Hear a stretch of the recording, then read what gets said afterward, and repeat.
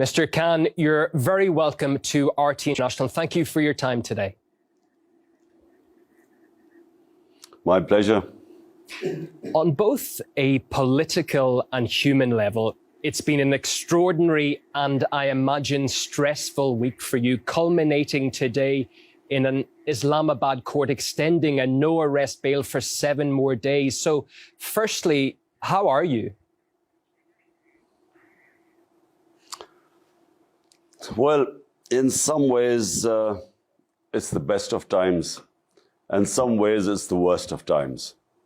Why is it the best of times? Because since I left office 4 months back, never has there been such a public response for any political party as it is for my party today.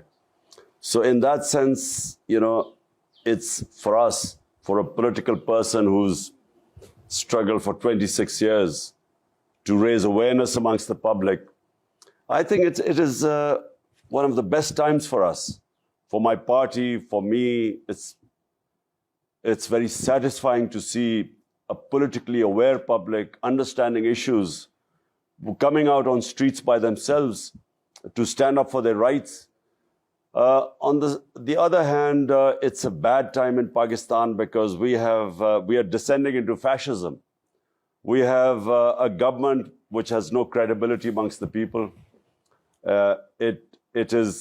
We call it an imported government. The economy has tanked. Inflation has gone through the roof. It has lost all credibility.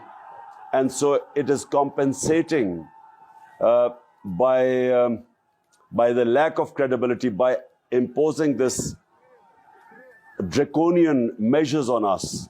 They're clamping down on the media. They're clamping down against journalists. They've instituted various cases against me. One of them is a terrorism case, which is actually a joke. So it's bad in a way that the government is panicking. They're watching us grow in popularity. We swept the by-elections in the biggest province in Punjab. There were the 2 by-elections which we swept. So they're a bit scared, and that's why they're clamping down. Since your speech on Saturday, where the opposition is alleging that you threatened the police and members of the judiciary, they have essentially been labeling you a terrorist. On terrorism charges is what you would be standing on. As someone who led the country just months ago, what do you feel when you hear that allegation against you? Well, for your viewers, let me put it in context. One of the chief of my staff, of my office, he was picked up. He made a remark on television, which was misconstrued as if he's trying to stir mutiny in the army. But it's debatable. He still hasn't got a chance to clarify what he said. He was actually talking about rule of law. They picked him up, they abducted him. 2 days, they kept him and tortured him. They sexually tortured him. And so what happened was that this report is now in the High Court of the torture of this of my aide, which is Shahbaz Gill. And so I made 2 remarks. I said we will not spare those people who are responsible, i.e. the police chief and his second in command. We said we would take legal action against them.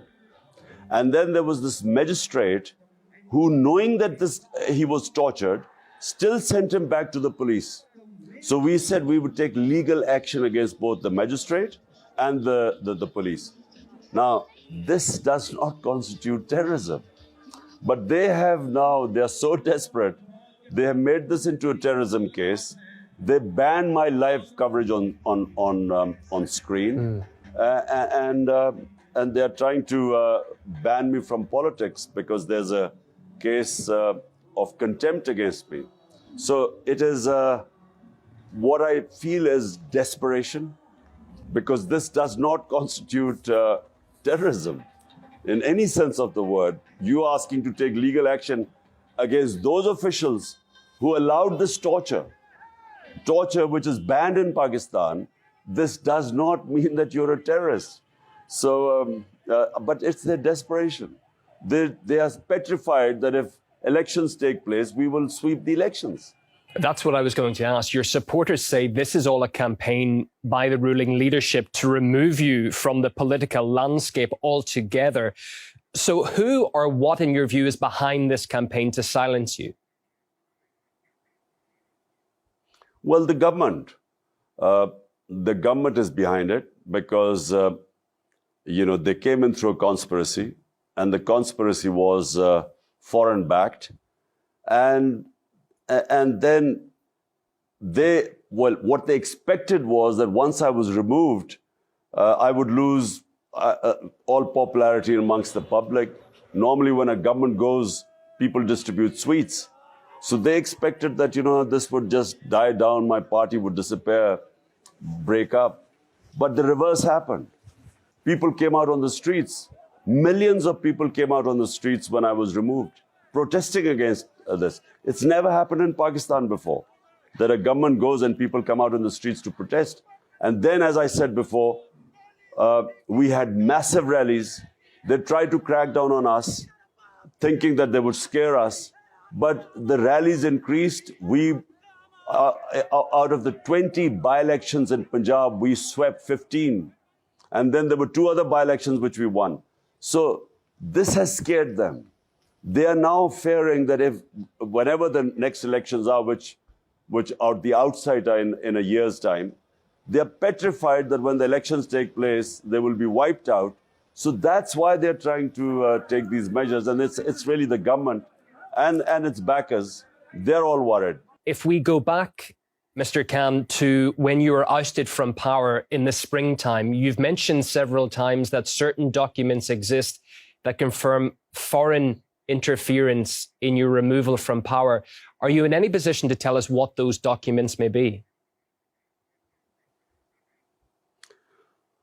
Well, there's a cipher, that conversation between the Pakistan ambassador in Washington and the Under-Secretary of State of the US. There's a conversation between them where he threatens the Pakistani ambassador that unless I, Imran Khan, was removed as a prime minister in a no-confidence motion that still wasn't tabled as yet, that there would be consequences for Pakistan.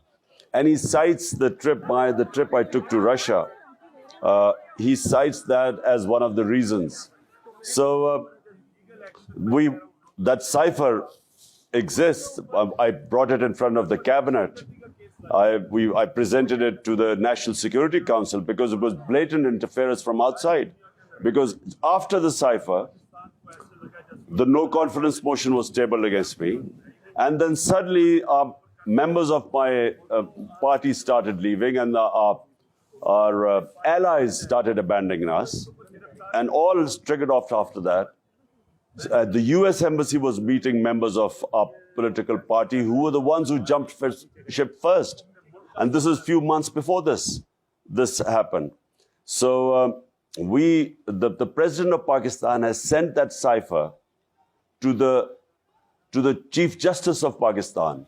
And he's asked him to conduct an inquiry into this foreign interference, into this regime change. The West has made many attempts to pressure Pakistan to change its neutrality on the Ukraine conflict.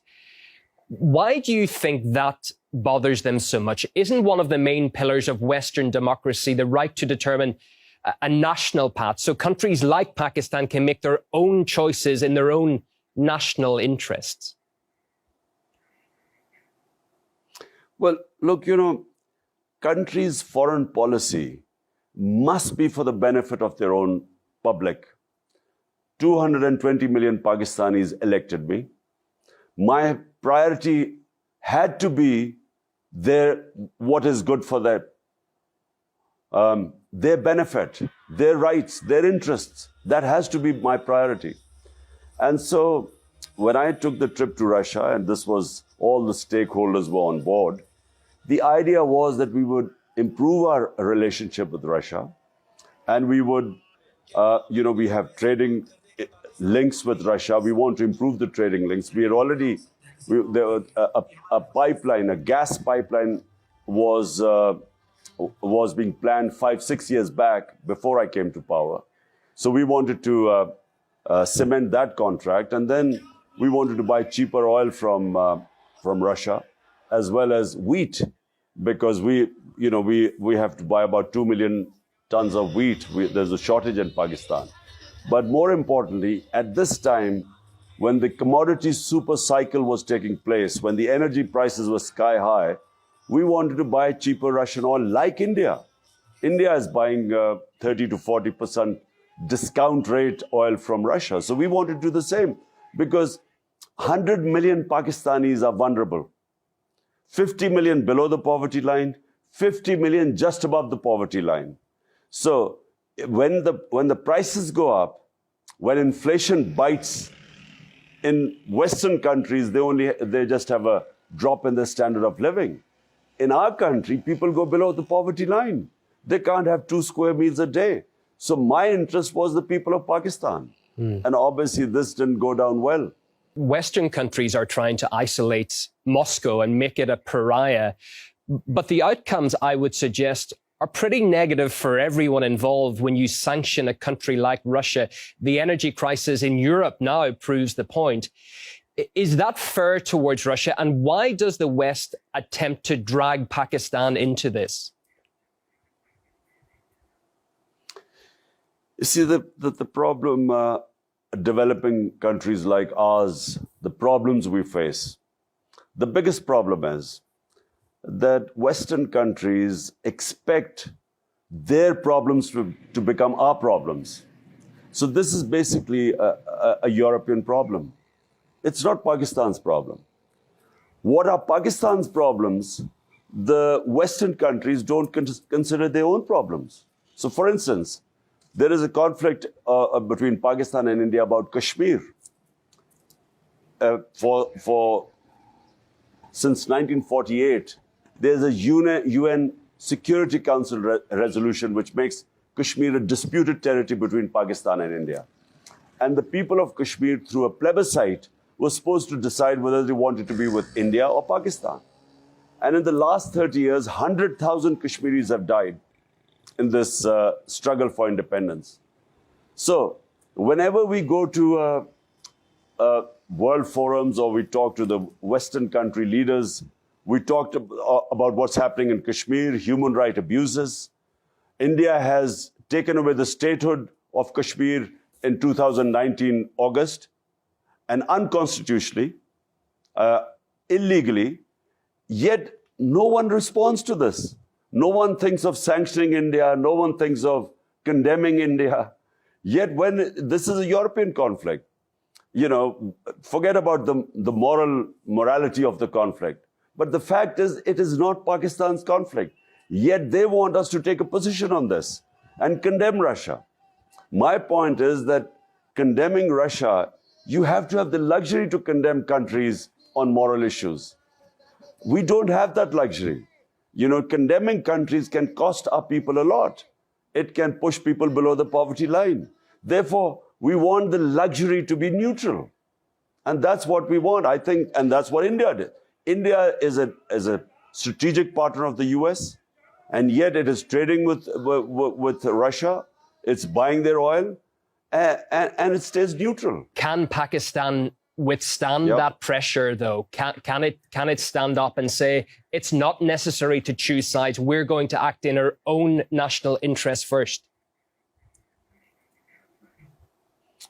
That's what every country should have the right to do. If you have 100 million people who are vulnerable, they should become your priority. And we should be able to tell a superpower like the United States that, look, we would like to take positions, but unfortunately, our situation does not allow us to take positions. So allow us the luxury to be neutral. We became a partner, just for the RT viewers. We joined the US war on terror terror after 9/11.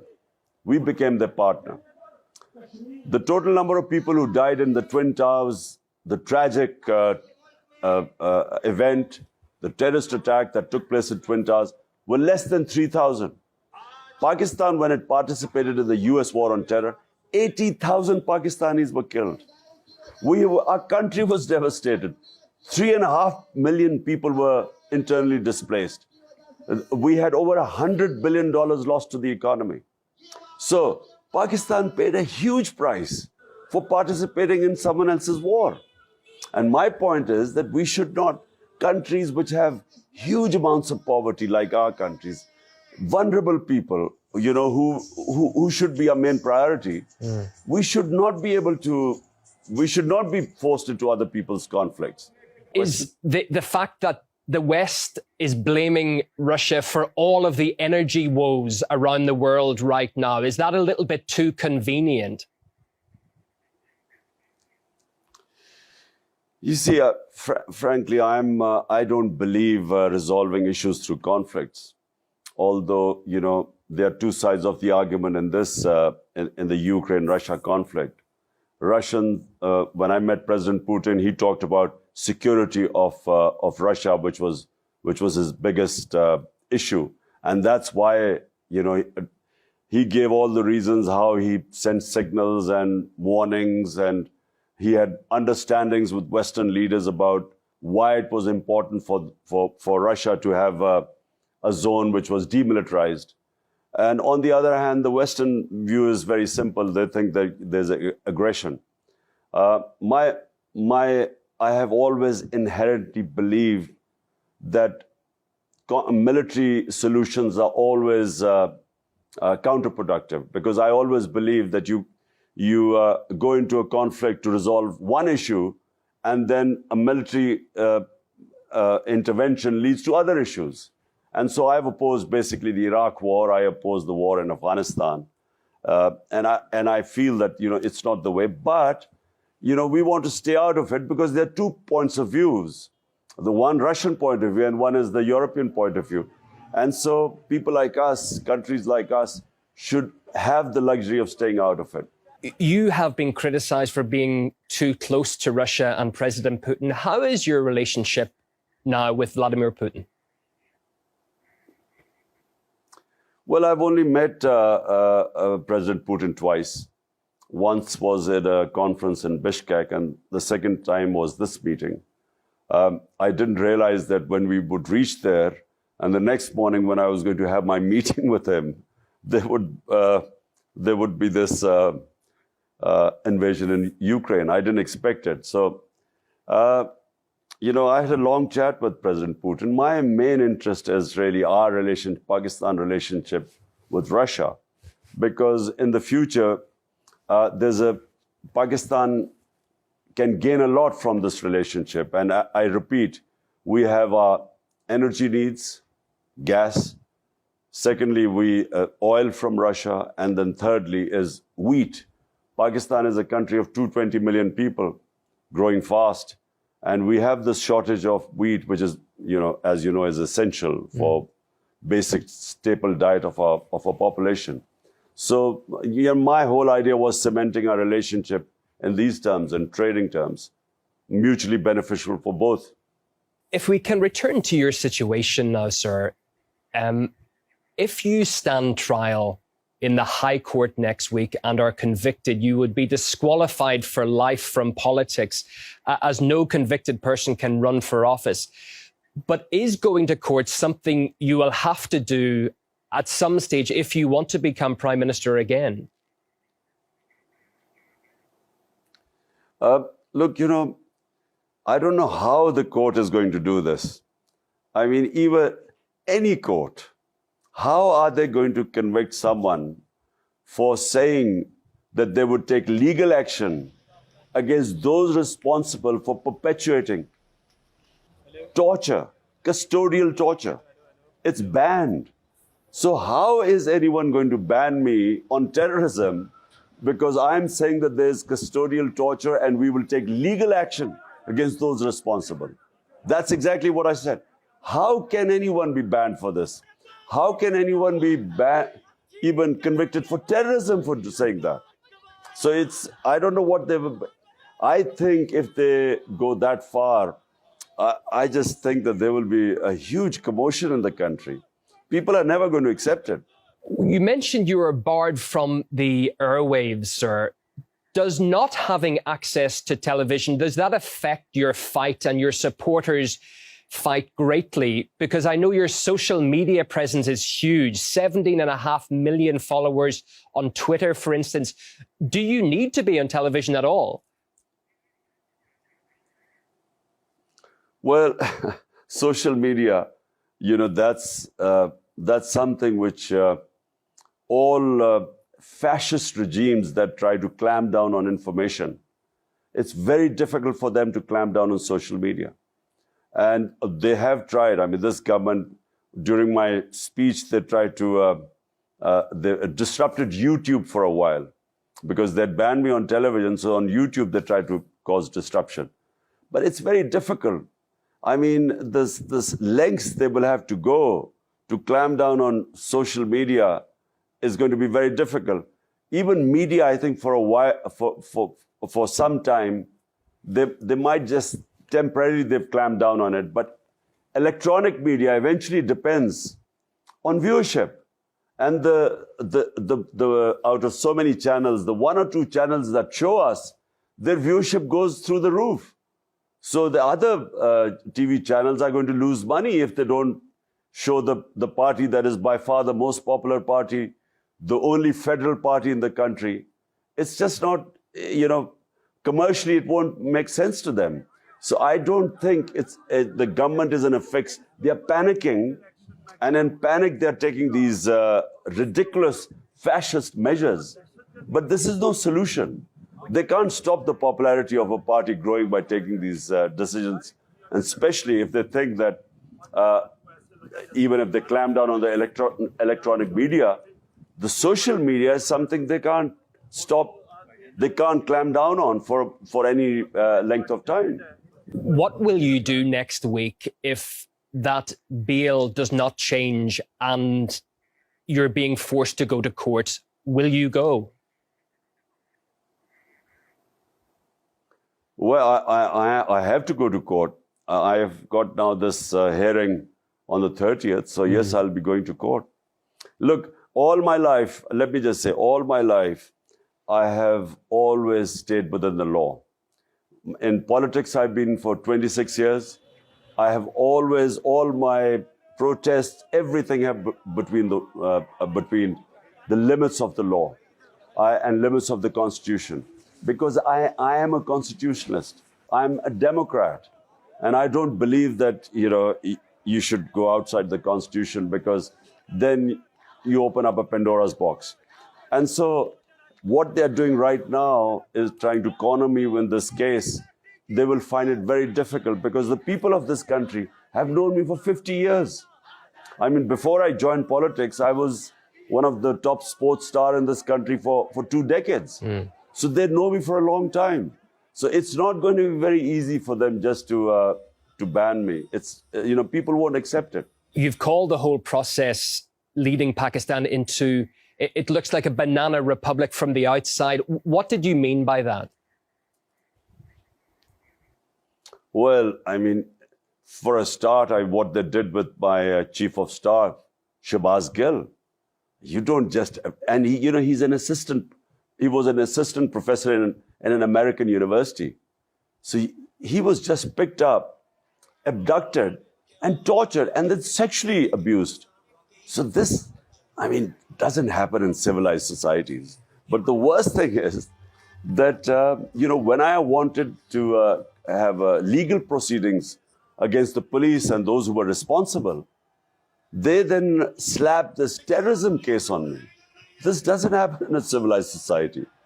So that's what I meant by a banana republic. We're descending. These guys, this government of crooks, by the way, 60% of the government is on bail, on corruption charges. So they are so desperate that they are taking all these measures, which is taking Pakistan and making it into a banana republic. But are you not concerned that the amount of your followers on the streets constantly is going to make that situation worse? Look, I mean, if they take a ridiculous step, how would I know what the followers would react? But all I know is that the night they were going to come to arrest me, thousands of people just appeared outside my house and surrounded my house. And not just there, in cities, thousands of people just came out on the streets. So, because they know, I mean, the people know what is going on. The level of political awareness is so much because of social media, because of the mobile phone. Everyone knows what's going on. So the response was immediate. The moment my arrest warrants came out, the response just was immediate in the streets. So, if they go the same direction, I can't say what will happen, but I feel that there will be immense, huge, unprecedented street protests. And do you think that the current government is going to try something else to clamp down on your supporters, to silence those people? Well, they already have, on 25th May when we were conducting a peaceful protest. I mean, the sort of clampdown, they put thousands of people in jail. They raided people's houses at night. It's never happened before. It was like as if we were terrorists. It was a peaceful protest. And when I was in government 3.5 years, there were 3 times they were sort of sitting in Islamabad against my government. We never stopped anyone. We never charged any people. We never put people in jail. But this government, on 25th of May, which was a black day for us, they injured people. 2 people died. So many people got injured. And they put people in jail. It was a proper clampdown. So that's desperation. How do you see this playing out? By what you've been saying, you're not going to stand down. From the uptick in the opposition's reaction, they don't look as if they're going to. Sir, how does this play out in your opinion? There is only one solution. At the moment, our economy has gone down. We have unprecedented inflation, what is called the consumer price index. When we were in power, and remember, this is despite the commodity super cycle all over the world, ours was 16%. Today, the consumer price index has crossed 42%. So inflation has gone through the roof. People are hurting. The electricity prices, when the electricity bills came, there are protests going all over Pakistan. People can't afford electricity. It's again more than doubled since we left. In 4 months, it's more than doubled. So the inflation has hit the sky. Economy is tanking. Our exports are going down. There's unemployment now because the industries are closing because of these heavy costs and unpredictability. So the only solution where Pakistan is today are free and fair elections. Nothing else is going to resolve this problem. There's political instability in Pakistan, which means that the economy won't stabilize. Economic stability depends on political stability. And right now, our economy is tanking. There's no one knows what's going to happen in the 1 month, 2 months from now. Okay. And so the only solution, as I repeat, is only solution to get political stability are free and fair elections. Well, we thank you greatly for coming on RT International and sharing your views with us today. Imran Khan, former Prime Minister of Pakistan, thank you for your time and your thoughts.